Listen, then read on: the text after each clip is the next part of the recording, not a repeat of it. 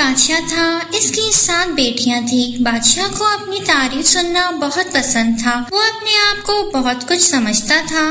ایک دن بادشاہ نے کھانے کے دوران اپنی 7 شہزادی بیٹیوں سے کہا کہ دیکھو، میرے پاس اللہ کی سب نعمتیں ہیں۔ کیا آپ لوگوں نے کبھی سوچا ہے کہ اگر آپ میری بیٹیاں نہیں ہوتی تو کیا یہ سب آپ کو میسر ہوتا؟ تب سب بیٹیوں نے بادشاہ کی ہاں میں ہاں ملائی، لیکن سب سے چھوٹی بیٹی نے کہا کہ بابا جان، یہ سب ہمارے نصیب میں تھا، اس لیے ہمیں ملا ہے۔ آپ اگر ہمارے بابا نہ بھی ہوتے تب بھی اگر ہمارے نصیب میں یہ سب ہوتا تو ہمیں ضرور مل کے رہتا۔ چھوٹی بیٹی کی بات سن کر بادشاہ کو غصہ تو بہت آتا ہے، لیکن بادشاہ نے بیٹی سے کچھ نہ کہا اور سب بیٹیوں سے پوچھا کہ آج بتاؤ، میں آپ کی زندگی میں کیا اہمیت رکھتا ہوں، اور کیا آپ لوگوں کو بھی لگتا ہے کہ یہ سب آپ کے نصیب میں تھا؟ یہ سب میری وجہ سے آپ کو نہیں ملا؟ آپ میرے لیے شہد کی طرح شیریں ہے اور ہمیں یہ سب آپ کی بدولت ہی ملا ہے۔ آپ میرے لیے گڑ کی طرح میٹھے ہیں۔ آپ صحیح کہہ رہے ہیں، اگر ہم آپ کی بیٹیاں نہ ہوتی تو ہمیں یہ سب میسر نہ ہوتا۔ غرض اس طرح سب بیٹیوں نے اپنے باپ کو میٹھے میٹھے ناموں سے نوازا اور بادشاہ کی شکر گزار ہوئی۔ لیکن جب سب سے چھوٹی بیٹی کی باری آئی اور بادشاہ نے اس سے پوچھا کہ تمہاری زندگی میں کیا اہمیت رکھتا ہوں، بتاؤ مجھے۔ تو سب سے چھوٹی والی بیٹی نے کہا کہ آپ میری زندگی میں نمک کی حیثیت رکھتے ہیں، آپ مجھے بالکل نمکین لگتے ہیں اور یہ سب مجھے میرے نصیب سے ملا ہے، آپ کی بدولت نہیں ملا۔ یہ سن کر بادشاہ کو بہت غصہ آتا ہے اور وہ بولتا ہے کہ ٹھیک ہے، اگر تمہیں یہ سب کچھ میری بدولت نہیں ملا تو آج سے میں تمہیں جنگل میں چھڑوا رہا ہوں، پھر دیکھتا ہوں تمہیں یہ عیش و عشرت اور ایسا عالیشان محل کیسے رہنے کو ملتا ہے۔ یہ کہہ کے بادشاہ نے سپاہیوں کو بلوا کر شہزادی کو جنگل چھڑوا دیا۔ سپاہی شہزادی کو جنگل میں چھوڑ آئے، شہزادی بیچاری وہاں روتی رہی اور روتے روتے تھک کر ایک درخت کے پاس بیٹھ گئی اور روتے روتے ہی سو گئی۔ جب اس شہزادی کی آنکھ کھلی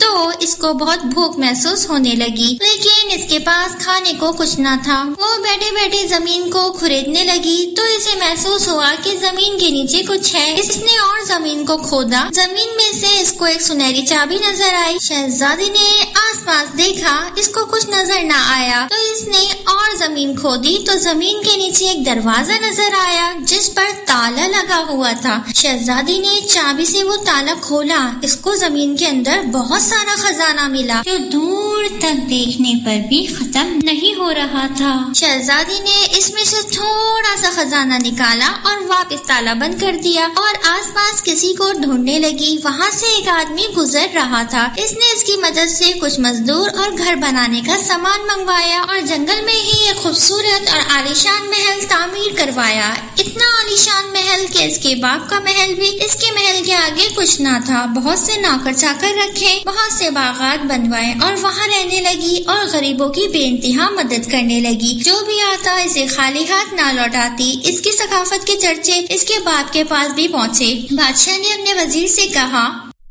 اس شہزادی کو میری طرف سے دعوت نامہ بھیجو۔ شہزادی نے جواب میں پیغام پہنچایا کہ میں ضرور آپ کے محل آؤں گی، لیکن اس سے پہلے بادشاہ سلامت آپ کو اپنی سب بیٹیوں کے ساتھ میرے محل آ کر میری دعوت قبول کرنی ہوگی۔ بادشاہ نے شہزادی کی دعوت قبول کر لی اور اگلے دن بادشاہ اپنی 6 بیٹیوں کے ساتھ شہزادی کے محل پہنچ گیا۔ وہاں بادشاہ کا بہت بہترین استقبال ہوا۔ بادشاہ اس کی شان و شوکت اور عالیشان محل دیکھ کر حیران رہ گیا۔ بادشاہ کی سبھی بیٹیاں بھی شہزادی کی شان و شوکت دیکھ کر بہت متاثر ہوئی۔ بادشاہ اور اس کی بیٹیوں کے آگے ایک بہت ہی عالیشان دسترخوان سجایا گیا، لیکن شہزادی ان کے سامنے نہ آئی۔ جب بادشاہ نے شہزادی سے ملنے کی خواہش ظاہر کی تو شہزادی نقاب لگا کر بادشاہ اور اس کی بیٹیوں کے سامنے آئی اور بادشاہ سے کہا کہ پہلے آپ کھانا نوش فرمائیے، پھر ہم ملاقات کریں گے۔ بادشاہ نے دیکھا کہ دسترخوان پر دنیا جہاں کے میٹھے میٹھے کھانے رکھے ہوئے ہیں۔ چھوٹی شہزادی نے بادشاہ کو میٹھی میٹھی چیزیں پیش کرنا شروع کی۔ بادشاہ نے ایک میٹھا کھایا، پھر دوسرا میٹھا کھایا، پھر تیسرا میٹھا کھایا اور اس کے بعد کہا کہ بس اب میں اور میٹھا نہیں کھا سکتا، اب مجھے کچھ نمکین کھانے کی خواہش ہے، لیکن آپ کے دسترخوان پر کچھ نمکین ہے ہی نہیں، سب کچھ میٹھا ہی ہے۔ چھوٹی شہزادی نے کہا کہ جی بادشاہ سلامت، لیکن آپ کو تو میٹھا بہت پسند ہے، میں نے سب کچھ میٹھا ہی بنوایا ہے۔ ہاں مجھے میٹھا پسند ہے لیکن ایک حد تک، میں اب اور نہیں کھا سکتا۔ بھلا نمکین کے بغیر بھی کوئی دعوت ہوتی ہے کیا؟ انسان مسلسل میٹھا نہیں کھا سکتا، جب تک کچھ نمکین نہ کھائے زبان میں ذائقہ نہیں آتا۔ اور آپ کو کس نے بتایا کہ مجھے میٹھا پسند ہے؟ آپ اور میں تو پہلی دفعہ مل رہے ہیں نا۔